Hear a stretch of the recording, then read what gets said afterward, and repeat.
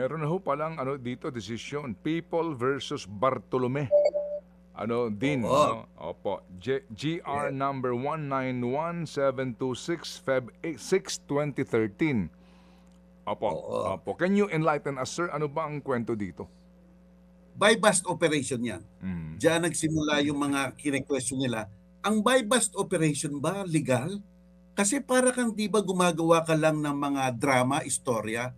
Sabi ng Korte Suprema, hindi. Hindi ka gumagawa ng istorya dyan. Diyan natin i-distinguish ang entrapment tsaka instigation dyan sa kasong yan. Sabi ng Korte Suprema, para maging entrapment, dapat malinaw ang kwento sa simula at saka hanggang maganap yung krimen. Ibig sabihin, merong halimbawa kang informant, meron kang probable cause na meron nga maaring mangyaring krimen. No, yung tapos may pagsasagawa at may pagganap. So yung narrative na yon dapat makompleto mo yon sa nagsumbong o informant hanggang maganap yung krimen. Kaya nga ba sa halimbawa sa mga bribery, mga ganyan, oras na kinuha mo pera, pinoposasan ka na sapagkat ganap na. Kaya kailangan mo rin minsan ng informant, yung mismong biktima halimbawa, nagsumbong na o kaya mga asset. Yon, pwede yon. So dapat malinaw ang istorya. Ang instigasyon, out of the blue, ang may pakanalang, yung mga pulis, sa isang taong walang kamalay-malay, gawin mo yan, gawin mo to, gawin mo yan. Sila ang nag-isip. Yung mga otoridad, parang isang tao ay gumawa ng krimen, sabi ng Korte Suprema, instigasyon yun, absuelto yun. Walang narrative yun. Yan. Dito po sa mga kaso ng illegal drugs din, yung, yung alagad ng batas, siya magbebenta ng droga. Siya ang seller tapos may buyer, no? May ganun po pagkakataon na kapag bumili yung buyer sa kanya, yung huhulihin nila. Sila naman ang source.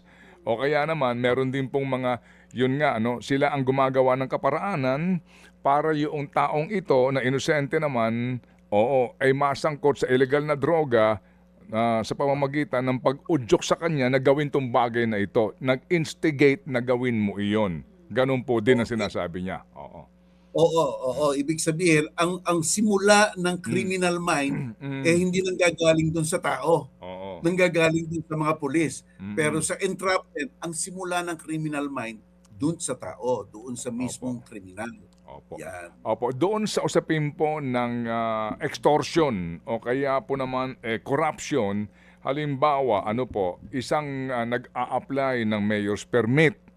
Alright, so ikaw, negosyante ka, good faith ka, nag-a-apply ka, hinihingian ka ng pera para lamang maproseso na mas mabilis yung iyong dokumento.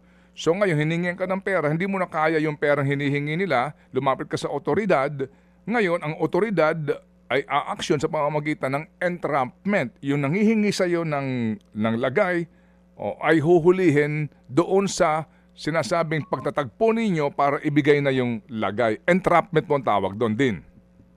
Tama yon sapagkat may informant. At dyan, ang informant mismo yung magiging biktima. Diba? Pero yung sa mga buy-bust, normally ang informant doon, yung mga tinatawag na asset. Asset ng mga pulis. No? So ito, tama. In-inform ang pulis, nagkaroon sila ng probable cause, nag-vet ang pulis little bit, and then, gumawa na ng pamamaraan, o tinatawag natin diskarte o pakana para mapadali ang paggalaw ng kriminal at oras na naganap na, posas na.